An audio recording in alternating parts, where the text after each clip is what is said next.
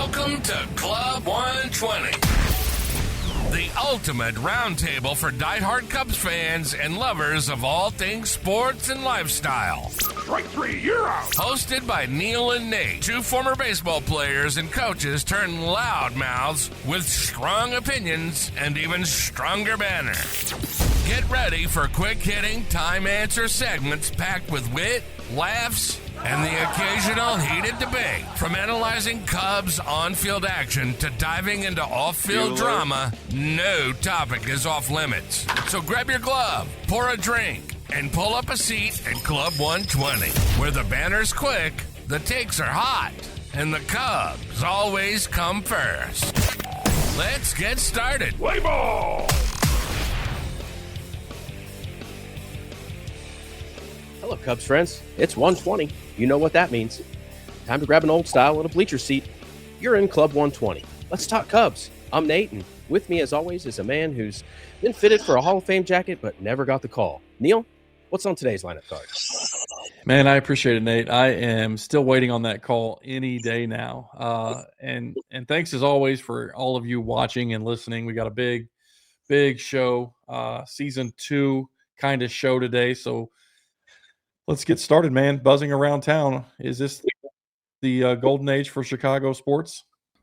Well, I would say, Neil, that Chicago really shows up for teams that I mean they're good, but I think that they identify with, and both the Bears and the Cubs are living off of compound interest. They'd love to pass the torch, but actually it looks like the Cubs might just pick it back up because the Bulls, the White Sox, and the Blackhawks are kind of in their own place right now, and we'll let them go. But for the sake of what's buzzing around town, there is, Chicago shows up when it doesn't look cheap, when you try hard. And I think that's probably the best way to look at it is Chicago supports honest effort. And for all their flaws, for everything that's wrong with the superstars around town, like PCA being young and swinging at everything, and Caleb can't stay in the pocket but seems to make all the plays. Nothing's perfect, but they care about honest effort. And these two teams right now look like they give a darn, and this town is just matching that kind of energy. And I love feeling it. It's awesome. Yeah, I mean, I think it's cool to see, all the guys, Hap and Horner and JMO were all at the Bears game, and PCA and QB1 were all over town. They've been to a Bulls game now. They've been to a Blackhawks game. So it seems like, everybody is bought in on the team support. Bregman has made the tour. Bregman went to a Blackhawks game. He went to a Bears game. And he went to a Bulls game. So it seems like all these guys are jumping on the bandwagon and kind of, a lot of camaraderie there. So that's pretty cool to see. Obviously you're pretty far away from Chicago. I'm about a 4.5, 5 hour drive from Chicago. So we're pretty isolated in what we see. But we're living vicariously through Cubs Twitter. So that's how we kind of keep up with all this stuff. Which team, let me ask you this, which Chicago team actually has the best chance to win something meaningful first? Ooh. Okay, I think it's going to be the Bears. I hate to say it. If the Cubs don't run it out this year, I think the lockout stands in the way. And the reality is that the Bears were a play away from putting some real pressure on the NFC. And I don't want to turn this into a Bears podcast, but the buzz that they created here with Ben Johnson and Caleb Williams and the defense taking it. I mean, that was when the Bears are good, they have that kind of identity, and the town really goes for it. So I could see the Bears doing it before the Cubs, and that's simply because it's lockout. I would go Cubs all day long here, Neil, but we've got one shot. Otherwise, it's going to be a year, and then who knows what's left after the lockout as far as the roster or what Tom wants to do. So we can get into that later as far as how far the chips are in, but that's what I would say. Go Bears. Okay, well, speaking of teams that always seem to be in our way, let's talk about the Dodgers. Our next topic here is damn the Dodgers. The Dodgers loom large. What what do you make of the Dodgers? And are they annoying? Are they good for baseball? Like, what's the deal here? I think we need to thank them, Neil. I think we need to thank them. The Dodgers force so many things right here. Number one, it forces the owners to stop lying. They say, "Oh, we can't afford it." Stop. If you put butts in the seats and you are entertaining and you put a marketing plan around it and I'm sorry, but LA is the most expensive town in the world.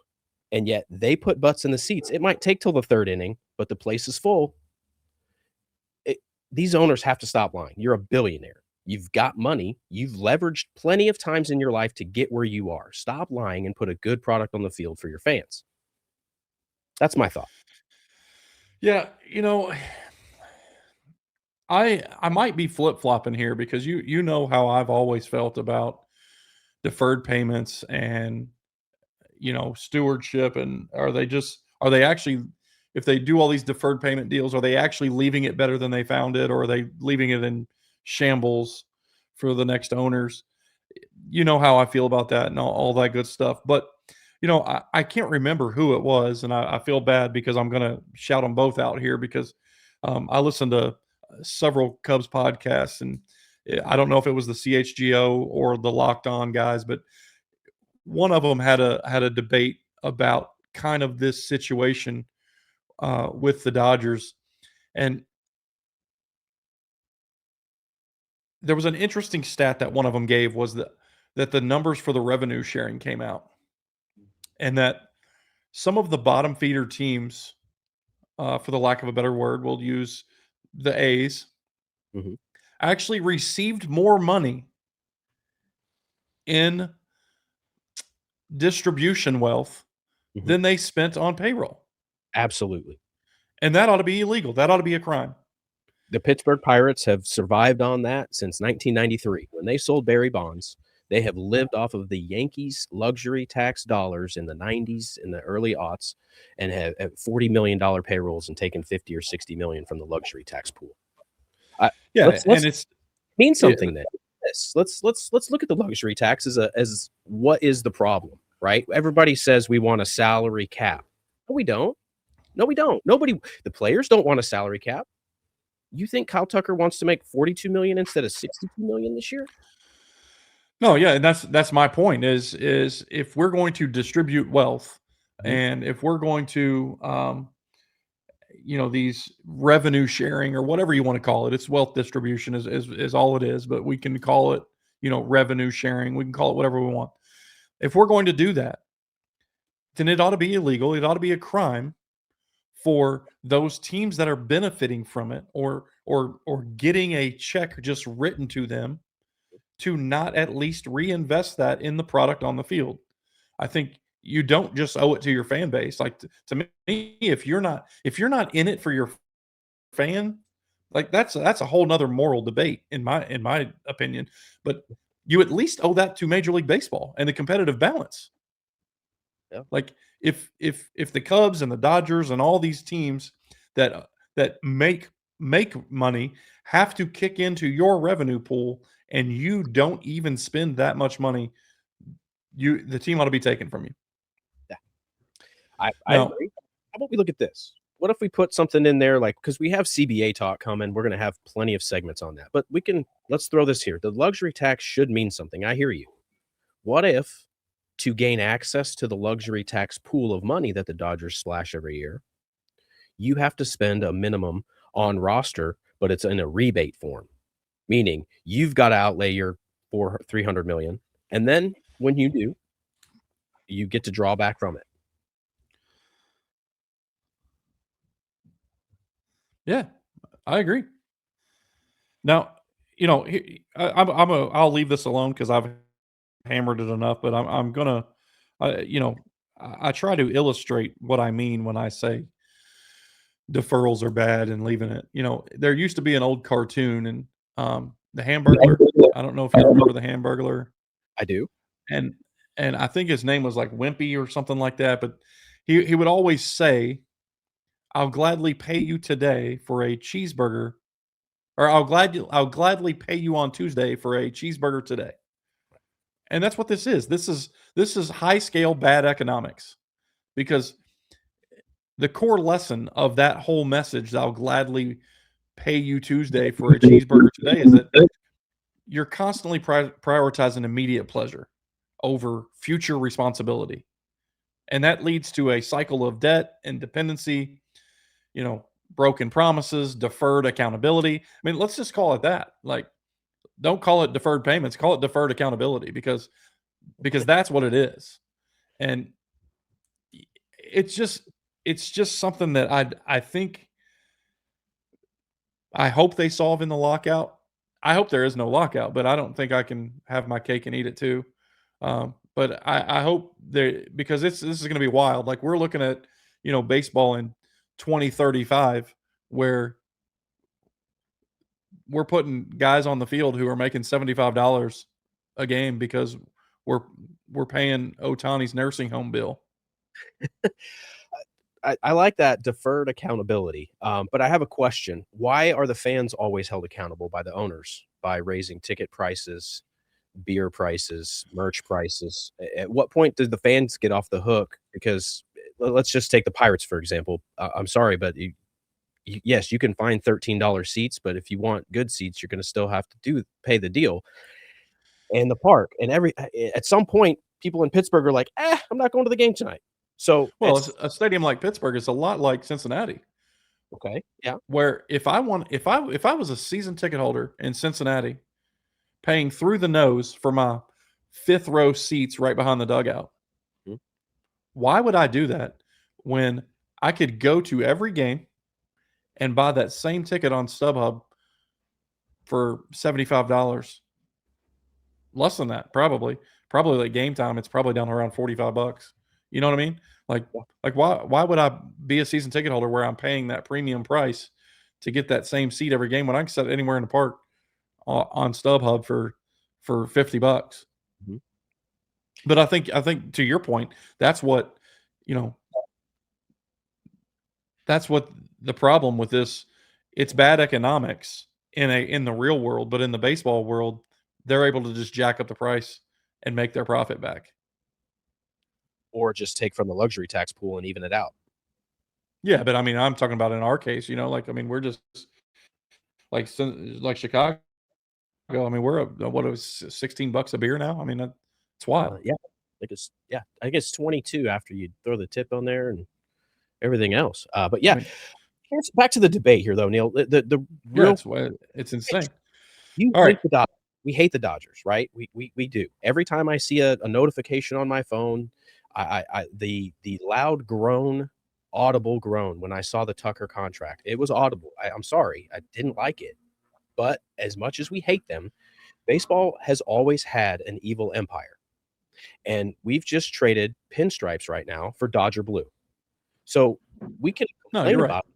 The Yankees were doing it in the early aughts, and everybody, there's always, this is just economics of baseball. We keep talking about it. It might be bad. You can call it bad. And maybe that's what the Yankees are having to deal with now with, some of their, demons this go around in this generational cycle, if you will. But the Dodgers don't mince any words. They do want to win. They do care about their fans. They do admit that it's expensive to do business, but they deliver on their promise. So their fans are emboldened, and their mission's emboldened too. So how can you complain about somebody who says, this is what we're going to do, this is how we're doing it, and yeah, it's a loophole, but we're taking it right in front of your face, and we're going to bring home rings while we're doing it? Yeah, you're right. So if you're going to deal with LA in October, you better have pitching. So our next segment is rotation reality check. Where do you feel right now, minus Justin Steele? Let me throw that caveat in there. Let's act as if we don't have him. I did see he threw off a mound, and then I saw a bullpen session today in Mesa.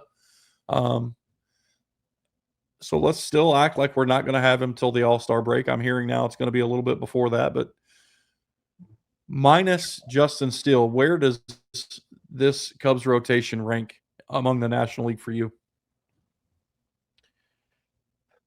It's a top 5, I think, easily. I think it's based off of balance and depth first, and they really did a good job of balancing the top end out here.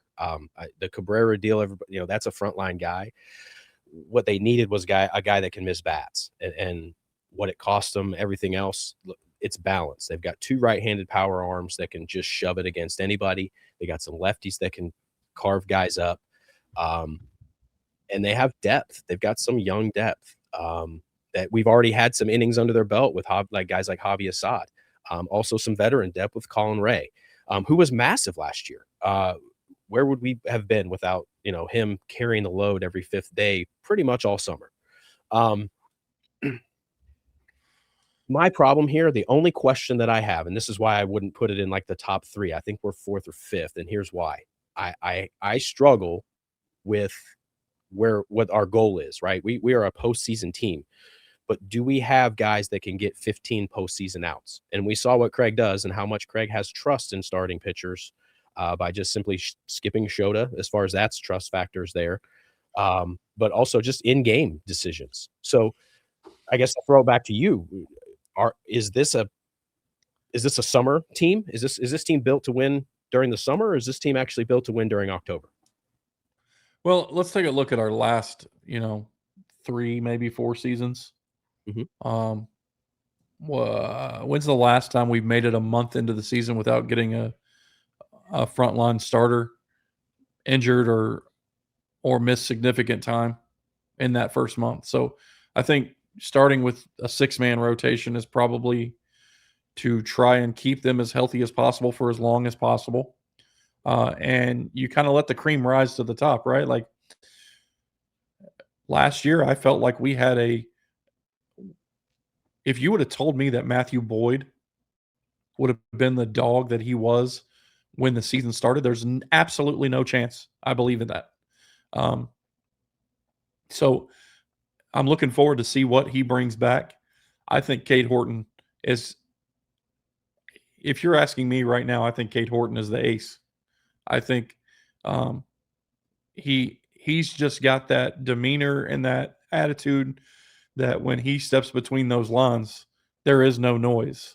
Like, it is clear the mechanism and we're throwing darts, I think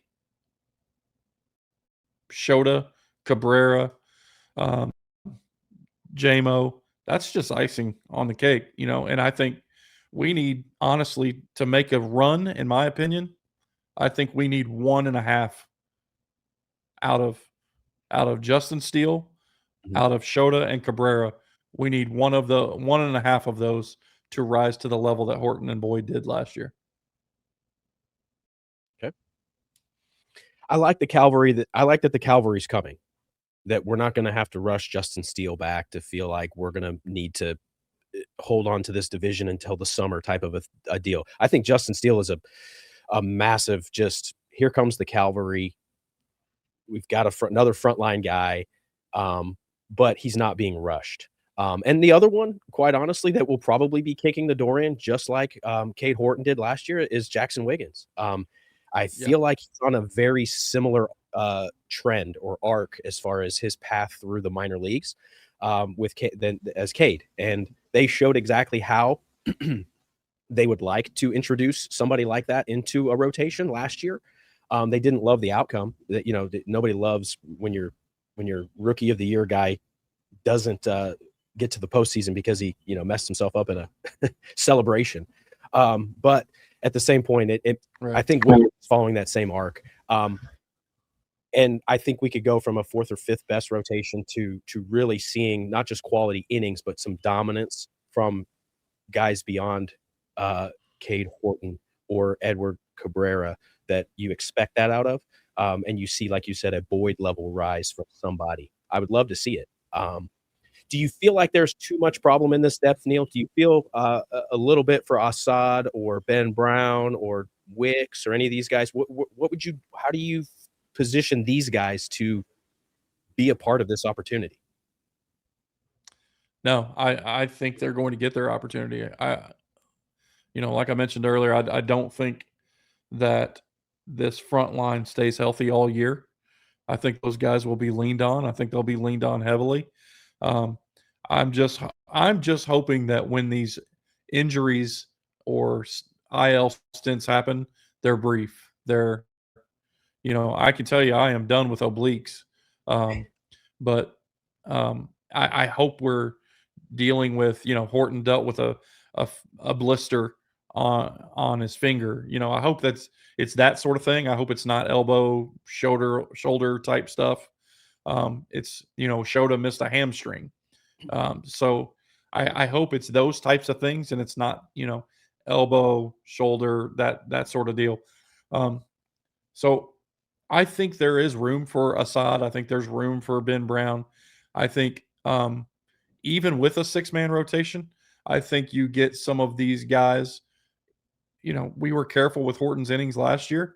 I think that still continues in the first half. I think one of these guys might be a designated piggyback. Like, Horton's going to go out and throw his first 4, and Ben Brown's going to follow him, or Javier Assad's going to every time Horton has an outing, Assad, you're throwing the 3 innings right after him.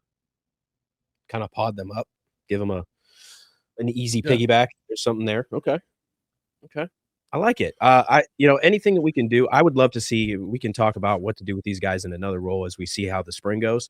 I'll float this. I would love to see Ben Brown as a hammer type introduction, like Brad Keller was last year. Like, we didn't know what he would do in the bullpen, but here, go throw hard and see what happens. I'd love to see Ben Brown take those 2 elite pitches and just try to strike dudes out 3 at a time and go sit down. And then we'll see you in 2 or 3 days. Instead of hoping every 5th day that he's just going to become this 6'7", 6'8" electric, whatever he's supposed to. No, I think he's a bullpen guy. Like, can we just stop the dance? He's cheap too. We still have control. So that's a whole nother story. Yeah, that's a whole nother segment. But I do agree with you. I think that Ben needs to be the guy that just comes in and gets outs. Like, clear your brain. I take a page out of Cade's book, man. Just quit trying to think. It's like Ben struggles because he's trying to think about the whole outing as a whole. And like, quit looking at the forest and let's just look at the tree in front of you. Like, you go get the first 3 trees and that's it. Like, this isn't an outing. This isn't a big picture thing. This is you going out there, compete for 3 guys, and then walk back across there and sit down. I think if we could get him to embrace that role, I think it'd be huge. So if pitching's mostly set, let's talk about the rest of the off-season board. We have the free agent big board, does not have many names left on it. We've got Belly on it, Valdez is on it, Gallen's on it. There is rumors every day swirling about every one of these guys. Do you want to see any of these in Cubby Blue? Sure. Well, there's only a couple names left. You've crossed out a lot here. There's a lot of red ink there, which is nice. And we got a couple on there. That's good. But I tell you, let's just run down the 3 that are just screaming right in front of you. And because we don't need a Eugenio anymore. So Zach Gallen said it from the beginning. The first time that they reported that he was signing with the Cubs, what was that, like 6 weeks ago? Here's my problem with Zach Gallen. He is a whip machine. I mean, it is a walk or a hit every inning. And I mean, there's so much traffic. And knowing you, Neil, he would be you love that right now. Like, oh, that would be a great sign. I guarantee you, after his 3rd signing and he walks the bases loaded, I'm gonna get the biggest irate text from you about how you can't stand this dude. And I told you so. And I'll just say I told you so. Like, the guy walks the earth and he is annoying as far as that's concerned. Valdez, pass. Hard pass. Anybody that throws at their own teammate doesn't deserve to be on an MLB roster. See ya. Go to indie ball and see if you can work your way back. Belly, I love it. Let's push all the chips in, Jed. Go for it. Let's do it. I mean, for real. Give him the 7-year Shohei contract, like $2 million a year and defer 18 of it, 20 of it, 50 of it. I don't care. Like, whatever the number is, like, we'll know. We'll figure it out on the other side of the lockout as far as money. Like, push the chips in, Jed. There's 1 bat left. You need an outfielder. Let's do it. What do you think? Is there room for 1 more signing in the wallet? Yeah, I think the wallet's already open, so I don't think that's the issue. I think, look, this is just reading some tea leaves here, but I watched a lot of CubsCon interviews and sound bites and things like that. Just reading between the lines, I think we're done. Only because there's a lot of talk from Jed, and it was even addressed by Matt Shaw himself about how much fun it is to play outfield and how I played outfield when I was younger. And I don't think we're going to go get Cody Bellinger. I think we're going to put Matt Shaw in the outfield. I think they've already talked to Ian Happ about it. I think Ian Happ is actively, Ian commented on it and said that he spent a lot of time with Ben Zobrist. And Ben Zobrist was, because Ian was a second baseman and was converted to an outfielder. And Ben Zobrist was converted to an outfielder for the playoff run. And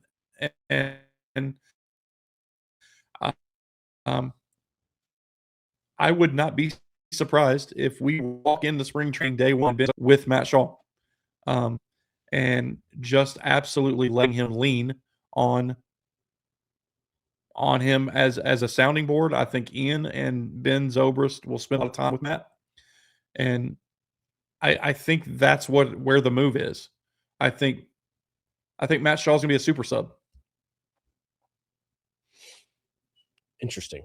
That's an I didn't really think about that angle, throwing him into the outfield. Obviously, we have it right in front of us. That's a great point with Ian coming up as an infield prospect. Man, I don't love it. Can I say that? I don't love that idea. I don't either, but I mean, if he can hit like everyone says he can, and is, has actually figured it out like we think he has, then he needs to be in the lineup. I mean, the super sub makes sense. I mean, he's not pushing any of the three infielders, right? Like, just off of reputation alone and contract. Man. Okay. I guess to me, man, there's a lot of optics here, because if you don't push all the chips in, are you stopping out of fear? Are we hoarding our prospects, like our leverage, like a Matt Shaw? Is Matt Shaw more valuable to somebody else than us? What does change a series against the Dodgers for real? Like, that's a huge question. Like, what's one move right now? Is Matt Shaw being super sub or signing up Cody Bellinger? Which one moves the needle against the Dodgers? Because that's where we're heading. If that's where you want to go, that's the final question, right? The final boss is the Dodgers. What one more move, what one piece, if you're making a decision, moves the needle in that kind of a series? All right, let me ask you a question that's probably going to get me hammered online, but I'm going to ask it anyway. And I want because I'm leaning one way. 7th inning, okay? We're guy on second and third, 1 out, trailing by 1. Do you want Jeremiah Paprocki to announce that Cody Bellinger is stepping out of the on-deck circle, or that Mo Baller?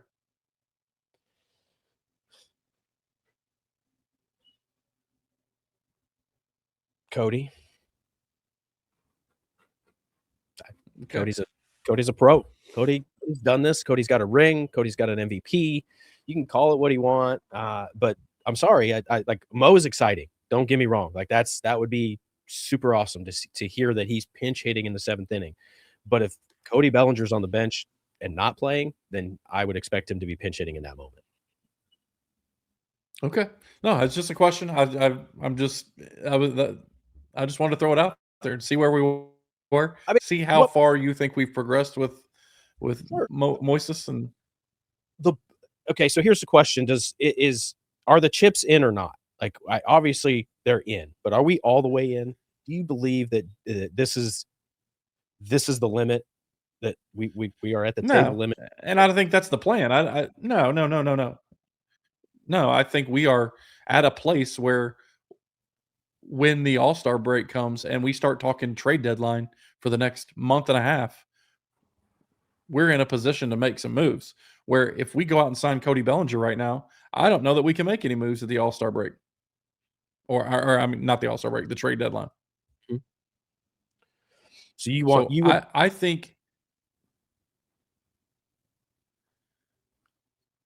think it's crazy to go all in prior to the summer. Would you rather have those 75 games with a superstar, or would you rather have them for 40 games? I'm just telling you where I think you got to have some.